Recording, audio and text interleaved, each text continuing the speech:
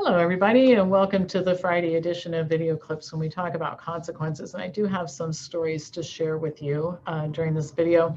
I want to talk about a couple things first, though. I've scheduled the class on kidney disease for January, food allergies in February, and in early March, I think it is, or late February, I can't remember exactly which, the HIV/AIDS class, and we're going to do that boot camp style.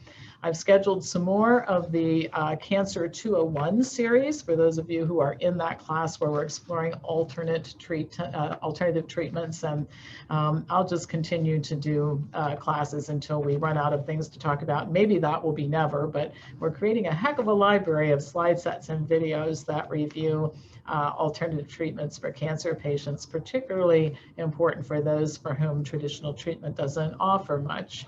And then some other classes we're going to be offering next year: headaches and migraines, ADHD, epilepsy and seizure disorders, hepatitis, AFib, communication and problem solving, and pregnancy. And we're going to have a new COVID course available. I'll tell you more about that next week. But anyway, I want to talk about consequences. And the first story that I want to share with you comes from a person who wrote to me before about his parents. And there's been a new development that I think is important to share. A few days after I last wrote to you, my mom returned to the hospital. It turned out she'd been discharged prematurely. Had I been able to visit her during her first rehab, maybe this could have been avoided. After a few additional days in the hospital, she went to another rehab facility that was finally accepting patients. It had been a first choice a few weeks previously, but due to COVID, had not been accepting new patients. My father and I were hopeful that things would go well in this new facility, but the results were mediocre. My mom would tell us that she spent most of her time in her room. She became more and more depressed. The therapist could only work with her there because the gym remained closed. We were allowed 2 15-minute window visits per week. When I asked if we could get a phone in her room, I was told that I had to call the phone company. I could and couldn't even believe that. I could not visit, but the phone company could? Luckily, I was able to get her cell phone to her. After her admission, I dropped off some clothes for her, and a few weeks later, I tried to bring her her robe, but I was told I could only mail it. About 2/3 of the way through her stay, I noticed that she was a little off and seemed not to be making as much progress as she had been previously. After 5 days talking with the nurses on the phone, I learned that the doctor had increased her anti-seizure medication, and I asked that she be placed on the lower dose. It turned out that she was being overdosed, and when the nurses and doctors learned this, they stopped the medication cold turkey. My mom went into a 3-day panic attack and had to make a trip to the emergency room, where the only thing the doctor there noticed was that she had too much of a particular drug in her system. My dad and I were allowed to visit her for a few minutes on a stretcher in the ambulance bay. This was the 3rd time we'd been able to make such a visit with all of the hospital rehab transfers in the past few months.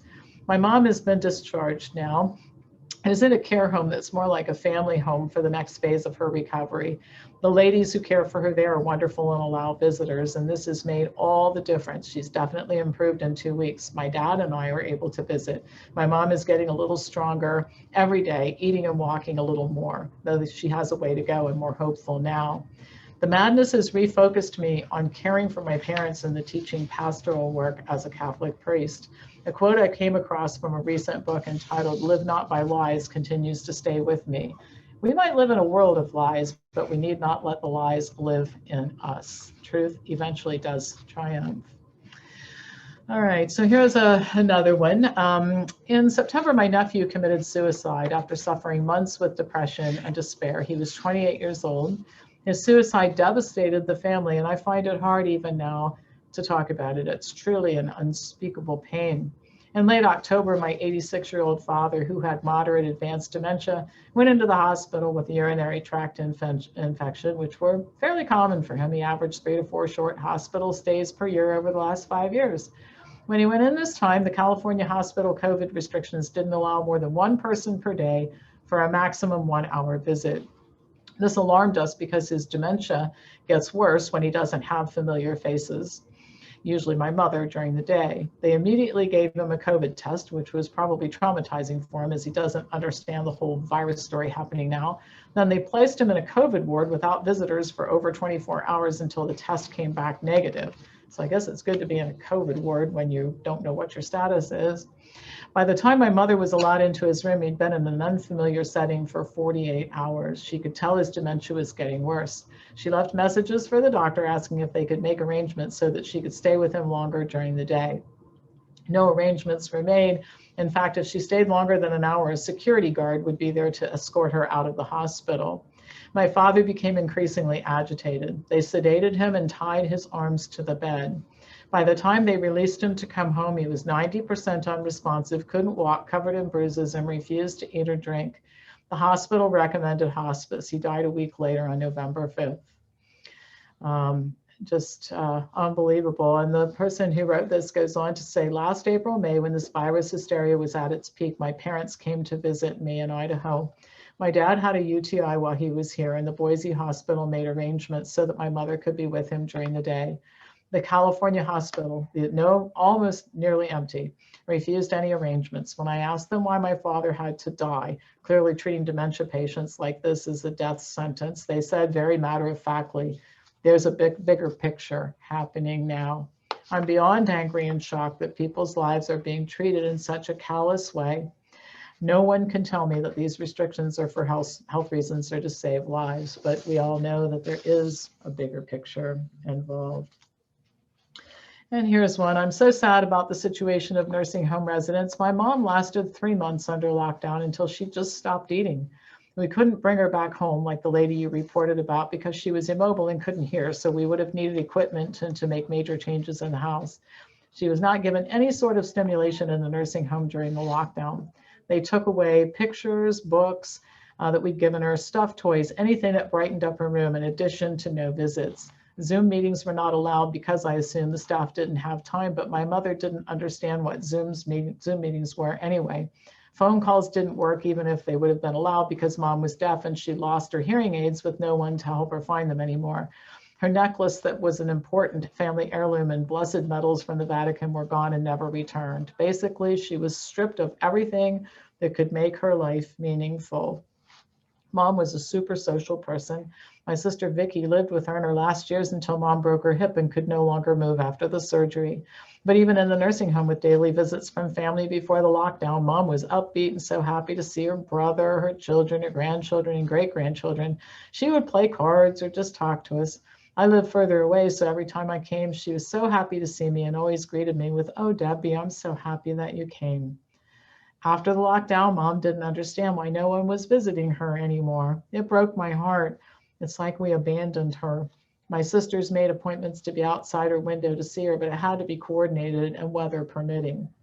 Besides, that's not a real visit. Prisoners get better visits. I still think about this and it just breaks my heart. My mom had longevity. She was 91 years old. She could survive almost anything, but interminable isolation from her loved ones and deprivation of anything and everything was just so much for her. I wish I could have been with her, talked with her, and consoled her instead of being deprived of her quality of life. The lockdown of nursing homes should stop and be subject to choice. I don't think any resident would choose it, but tell me why that lady you read about gets to choose medically assisted death, but doesn't get to choose a life with the risk of contracting a virus. She's speaking about the woman who I spoke about last Friday who opted to die through assisted suicide rather than suffer through another lockdown. Living is a risk. I'm so sad to hear the story you read and the injustice of it all, as well as every nursing home resident who is in such a situation. I hope my mom has forgiven us for not succeeding in freeing her from the concentration camp that our government put her in. And I think the point is well taken. I had a conversation this morning with somebody about this whole COVID thing, and I said, I think choice is the thing. And I will tell you, my grandmother died. I think she's 92 years old. And if somebody had said to my grandmother when she was 90, for example, she was still living in her own home and did until she died, but we're going to stop visiting you until this flu season is over, whatever that means, like when nobody in the United States tests positive for the flu, we're going to stop visiting you until then. I think she would have pitched a fit. She never would have opted for that. My grandmother lived for Wednesday night when my dad went over there. I used to go on Friday afternoon. My mother and my sister used to visit on Sunday. That's what she lived for, was those kinds of things, and family dinners and birthdays and all that sort of thing. She would and the other thing is we had a woman who went, registered nurse who took care of her in her last years, and drove her around. She lived for going to see the neighbors and going to the movies and going to the grocery store. Even though she was in a wheelchair, she got around and got out and had a great life. She never, ever, ever would have agreed to isolation. So I think given the choice, none of these people would have opted for what they got. And then here's an obituary. And this is an Ohio obituary, a guy who died at the age of 79. And it's kind of small print, so I kind of have to bring the paper closer here. But due to nonsensical regulations concerning a virus with a high recovery rate, Glenn was not surrounded by family and friends during his final days, but instead passed away alone, surrounded by strangers. Glenn lived his life in the land of the free and the home of the brave, but died in the land of the timid and the home of the confined. I guess that kind of says it all, doesn't it? You know, these stories are sobering. They should make people think about what we're doing. And I've said this so many times, I just want to see the person who defends this behavior.